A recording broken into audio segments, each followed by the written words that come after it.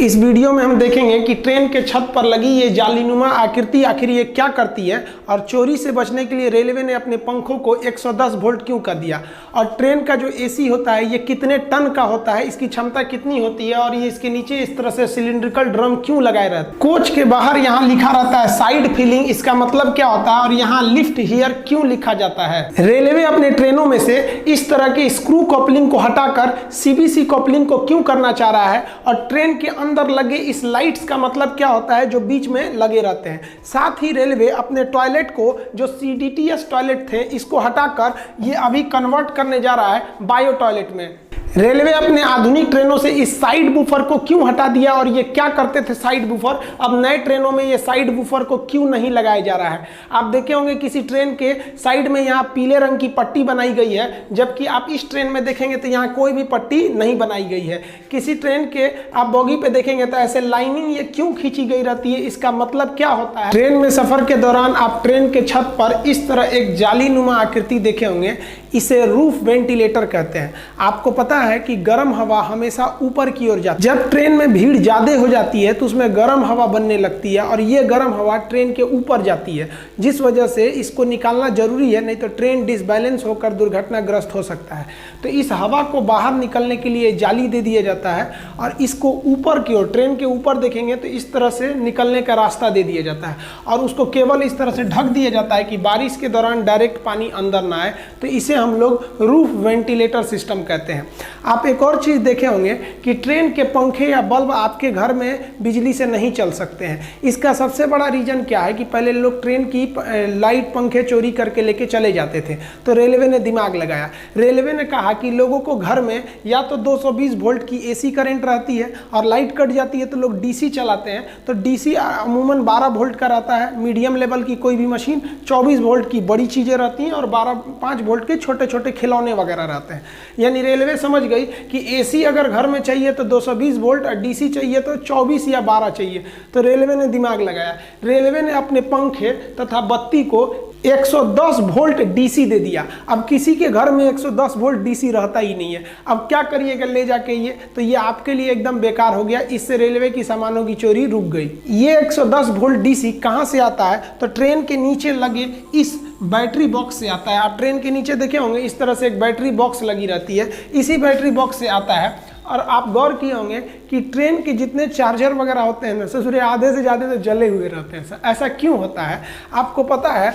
Power is equal to होता है voltage into current, P is equal to V into I. यानी अगर आप वोल्टेज को कम करिएगा तो धारा यानी करंट बढ़ जाएगा। अब ट्रेन में 110 वोल्ट रहता है और घर में 220 वोल्ट, यानी ट्रेन का वोल्टेज कम है, तो वोल्टेज कम होने से उसमें धारा बढ़ जाती है। इस वजह से तार के जलने की समस्या ज़्यादा बढ़ जाती है। इसलिए आप देखेंगे ट्रेनों में लिखा रहता है कि रात 10 बजे से सुबह 6 बजे तक मोबाइल इत्यादि को चार्ज में न लगाएं। ऐसा इसलिए लिखा जाता है कि चार्ज में लगाकर अगर आप सो गए हैं तो ज़्यादा देर तक उसमें सप्लाई रहेगी तो बहुत ज़्यादा धारा जाने से उसमें आग लग सकता है। कोच के अंदर की बैटरी को स्ट्रेंथ को चेक करने के लिए इस तरह से एक इंडिकेटर लगा दिया जाता है। आप ट्रेन में देखे होंगे ऐसे इंडिकेटर लगे रहते हैं। ग्रीन का मतलब एकदम मेंटेन है बैटरी, कोई दिक्कत नहीं है। येलो चार्जिंग मूड में रहती है और अगर रेड जलने लगा है तो समझ जाइएगा कि भाई आपका जो बैटरी है वो डिस्चार्ज हो रहा है। ट्रेन कोच का जो बैटरी होता है वो डीसी देता है और ये जो डीसी होते हैं ये कम वोल्टेज पे दिए जाते हैं, लगभग 110 वोल्ट पर दिए जाते हैं। आपको पता है कि जब भी वोल्टेज कम रहता है तो धारा ज़्यादा हो जाती है और वहाँ शॉर्ट सर्किट का डर होता है। आप ट्रेन पर पायदान के पास देखिएगा, एक और लिखा रहता है साइड फीलिंग और एक और लिखा रहता है लिफ्ट हियर। वो कहीं भी लिखा रहता है, मतलब जनरली ये पायदान के पास लिखा जाता है। इसका मतलब क्या होता है, तो पहले लिफ्ट हियर समझिए। लिफ्ट का मतलब उठाना, यहाँ से उठाइए, यानी यहीं से बॉगी को उठाया जाता है ऊपर कोच को अलग करने के लिए। जैसे मेंटेनेंस के लिए ट्रेन जाती है तो उसके बॉगी को उठा लिया जाता है, मतलब कोच को उठा लिया जाता है, अब बॉगी को साइड में कर दिया जाता है। तो उठाने के लिए आखिर कहां पर आप क्रेन फंसाइएगा, वहीं ना फंसाना होगा। पता चला कहीं और फंसा देंगे तो अंदर का कोई इंस्ट्रूमेंट टूट जाएगा।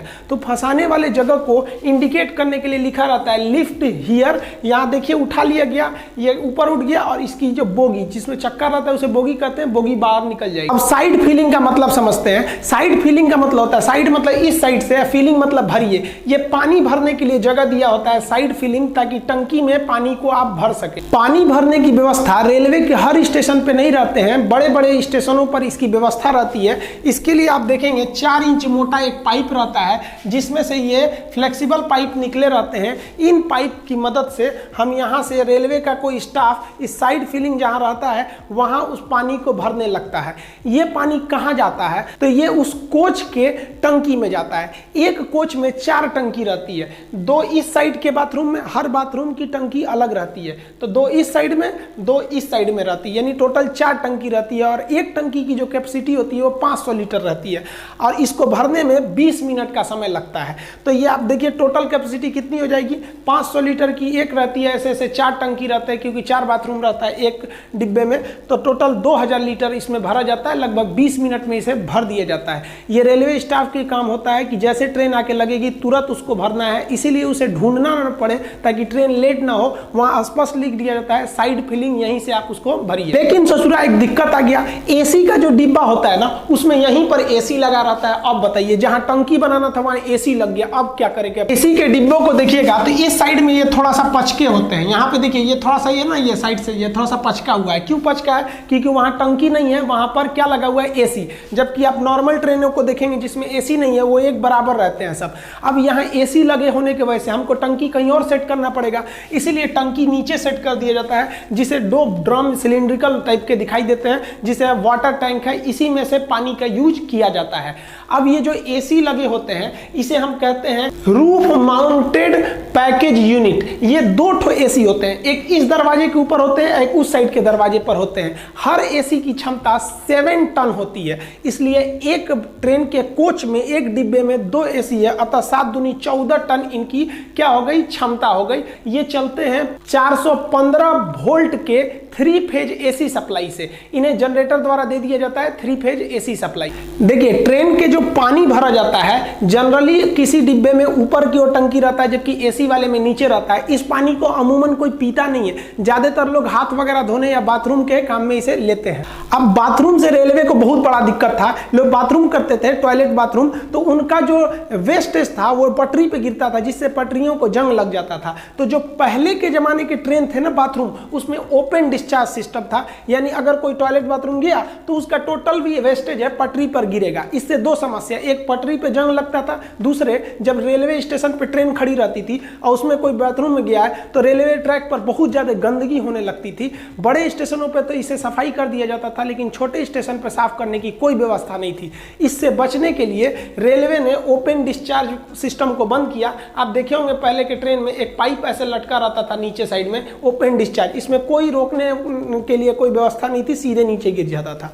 इसके जगह पर रेलवे इस राउंड शेप के टंकी को लाया, बाथरूम को सेट किया, जिसे कहा जाता है control discharge toilet system, shortcut में कहेंगे तो CDTC। ये क्या करता है, ये टॉयलेट को कंट्रोल करके रखता है जब तक कि ट्रेन प्लेटफॉर्म को ना छोड़ दे। अब इस ससुरा को कैसे पता चलेगा कि ट्रेन में प्लेटफॉर्म को छोड़ दी, तो इस पे एक सिस्टम लगा रहता है कि जब तक ट्रेन की स्पीड 30 नहीं हो जाती है, 30 किलोमीटर पर आवर, तब तक इसके अंदर से डिस्चार्ज का ढक्कन खुलेगा ही नहीं कि बाहर नीचे गिरे। लेकिन इस विधि द्वारा आप गंदगी को रोक सकते हैं, लेकिन गंदगी थोड़ी दूर पर तो हो ही रही है और ट्रैक को भी ज्यादा खतरा हो रहा है क्योंकि उस पर जंग लग रहा है। इसके लिए 2011 में DRDO ने एक बैक्टीरिया के मदद से एक टॉयलेट को बनाया, जिसे हम कहते हैं बायो टॉयलेट। बायो टॉयलेट आप देखे होंगे आजकल हर एक ट्रेन में मिलेगा, एक चौकोर डब्बा लगा रहता है इस साइड में, इसके अंदर कई ठो पार्ट बने रहते हैं, उसमें बैक्टीरिया जीवाणुओं को डालकर DRDO भेजी रहती है।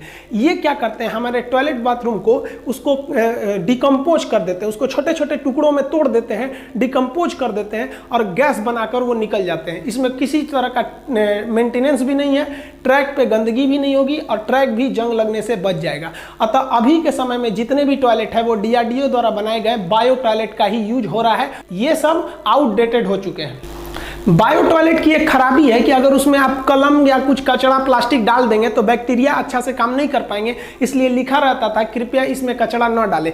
लेकिन हिंदुस्तान के लोग को इतना समझ है, ससुरा पानी तो डालते ही नहीं है, सर कचरा कैसे हटा देगा सर, जाएगा सर तो उसमें किसी किसी का नाम लिख देता है सर बाथरूमों में। तो इसलिए रेलवे ना इसमें कचरा ना जाए उसके लिए इसके फ्लश पे एक तो जाली लगा देती। देखिए आप किसी भी टॉयलेट के सीट को देख के नहीं बता सकते हैं कि वो बायो टॉयलेट है या फिर ओपन डिस्चार्ज है या फिर वो CDTS है। ये तो एक सीट है बैठने के लिए, इसे वेस्टर्न कल्चर का कहते हैं, ये इंडियन कल्चर कहते हैं। अगर आपको पता करना है कि टॉयलेट कौन सा है फिर तो आपको कोच से बाहर आना पड़ेगा और नीचे का देखना पड़ेगा कि कौन से प्रकार का टॉयलेट है। हालांकि आजकल जितने भी देखने को मिलेंगे वो सब के सब बायो टॉयलेट ही लगाए जा रहे हैं। नीले रंग वाली ICF कोच में बिजली बनाने के लिए उसके अंदर अल्टरनेटर लगाया जाता था जिससे उसकी स्पीड कम हो जाती थी, इसलिए नए जमाने के LHB कोच में अल्टरनेटर हटाकर एक जनरेटर कार दे दिया जाता है जिसे एक्स्ट्रा में जोड़ दिया जाता है।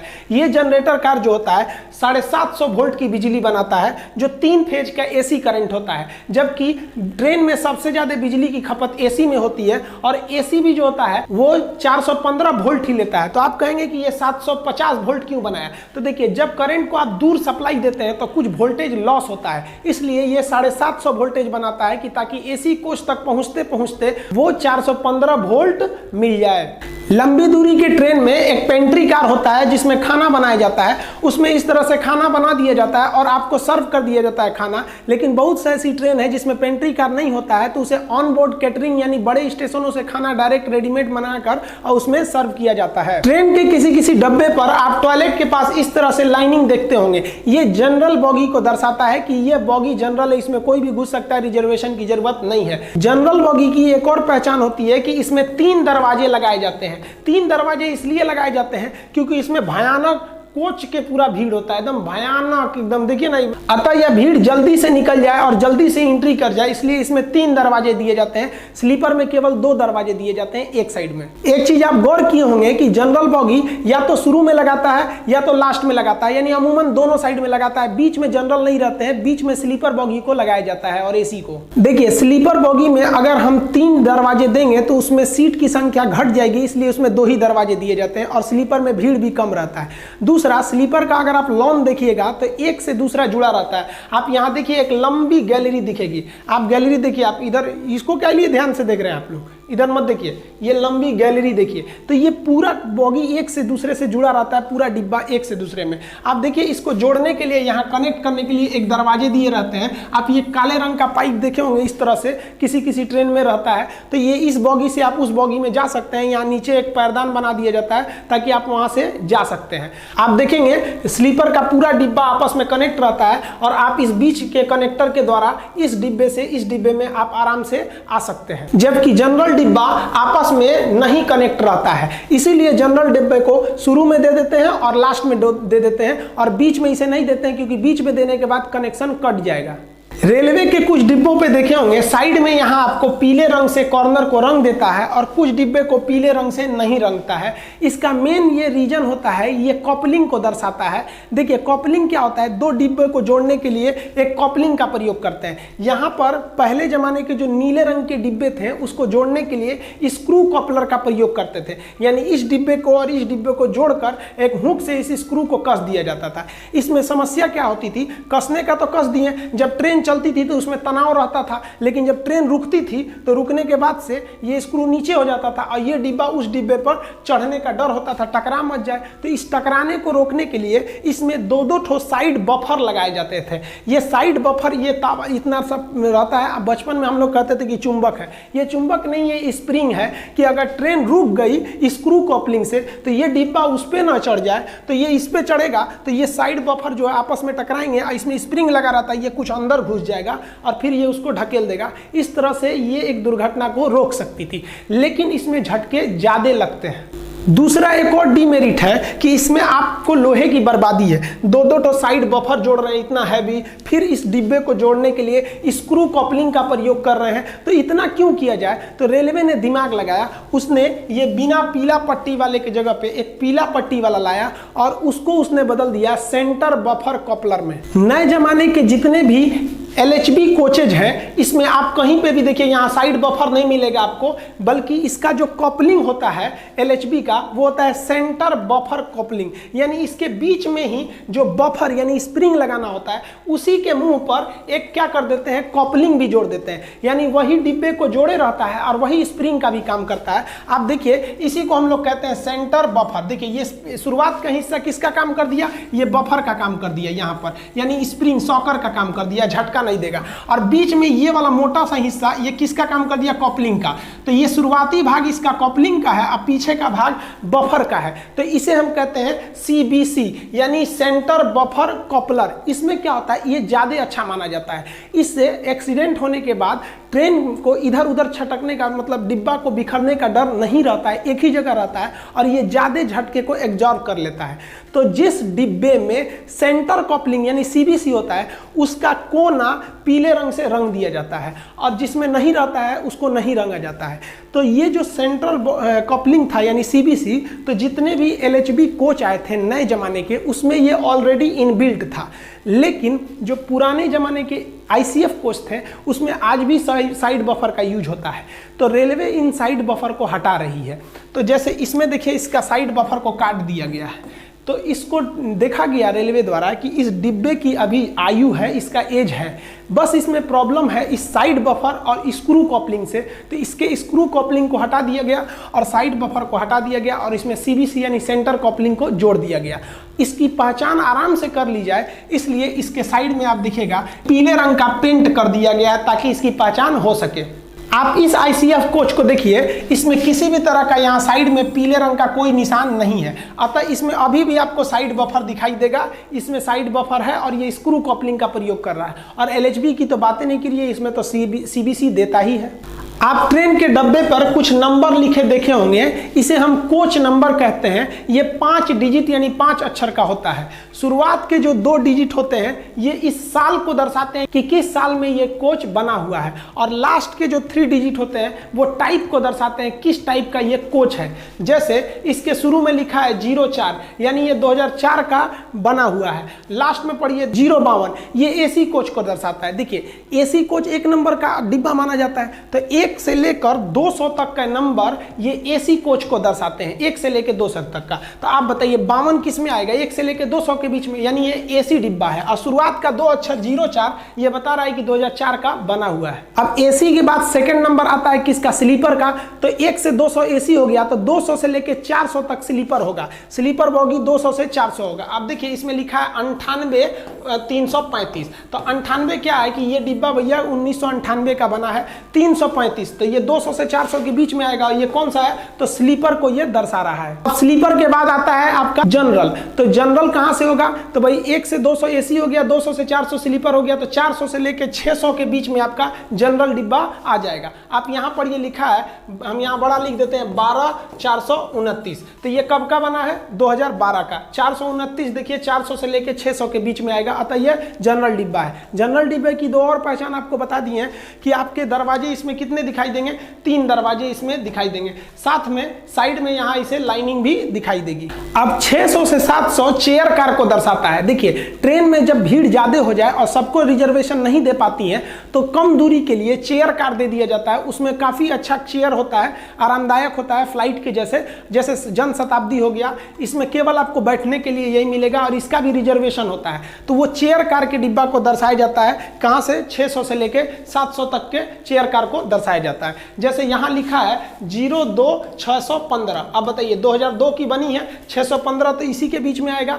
ये जन शताब्दी ट्रेन है और ये चेयर कार डिब्बा को दर्शा रहा है। अब 700 से 800 तक का नंबर जो होता है वो सीटिंग कम लगेज को दर्शाता है। जब कभी रेलवे को ऐसे डिब्बे भेजने रहते हैं कि जिसमें ज्यादा सामान नहीं ले जाना है, तो क्या करते हैं, उस डिब्बे में आधा बैठने का जगह बना देता है सीटिंग के लिए और आधा लगेज को बना देता है, और इसी को हम लोग कहते हैं सीटिंग कम लगेज। इसका नंबर 700 से 800 के बीच में होता है। आप यहां पढ़िएगा लिखा है 08701, तो आप बताइए 701 तो 700 और 800 के बीच में ही आएगा, अतः यह सीटिंग कम लगेज है। आधा जो लगेज होगा और आधा में आदमी बैठेंगे। तो इसको जनरली रेलवे क्या करती है कि इसको विकलांग श्रेणी में डाल देती है, क्योंकि हैंडीकैप की संख्या कम होती है तो उनको इसी में डाल देती है कि भाई आप इसमें सेफ रहिए। तो ये आप इसको पहचान सकते हैं, ये 2008 का है। अब जिस भी डिब्बे के ऊपर 800 से ज्यादा का नंबर लिखा रहता है तो या तो वो चिट्ठी ले जाने वाली बोगी होगी या तो पेंट्री कार वाला होगा। जैसे ये देखिए पेंट्री कार में क्या लिखा 805, तो 805 ये नहीं 800 से ज्यादा है तभी तो क्या लिखा है भाई पेंट्री कार का 800 से 5 है। जैसे यहाँ आप पढ़िए तो 15 का मतलब क्या है भाई 2015 का है, 857 800 से ज्यादा जनरेटर कार है। तो 800 से ज्यादा में या तो पेंट्री कार होगा या तो फिर मेल वाला होगा जो चिट्ठी ले जाता है या तो जनरेटर कार होगा। आप यहाँ एक चीज देखेंगे यहाँ सी लिखा हुआ है, सी किस चीज को दर्शा रहा है कि कॉपलिंग को दर्शा रहा है कि ये सीबीसी कॉपलिंग है और इसमें साइड बफर नहीं लगा है। अब ट्रेन के लास्ट में एक क्रॉस बना रहता है जो ये बताता है कि पूरी ट्रेन जा चुकी है, यही लास्ट डिब्बा था। और यहाँ लास्ट में आपको एलवी लिखा रहता है, एलवी का मतलब होता है लास्ट व्हीकल यानी आखिरी डिब्बा अब निकल गया है, टेंशन फ्री, ट्रेन कहीं से टूटी नहीं है बीच से, आप टेंशन फ्री रहिएगा। इसके अलावा आप देखेंगे यहाँ एक लाइट लगा रहता है जो कंटिन्यू नहीं जलता है बल्कि ब्लिंक करते रहता है, साइड में भी लगा दिया रहता है। ये इसलिए बताता है कि अगर बीच में कहीं ट्रेन में कोई फॉल्ट आ जाता है, ट्रेन रुकती है तो पीछे से अगर कोई सेम ट्रैक पे ट्रेन आ रही है तो उसे वो लाइट दिख सके।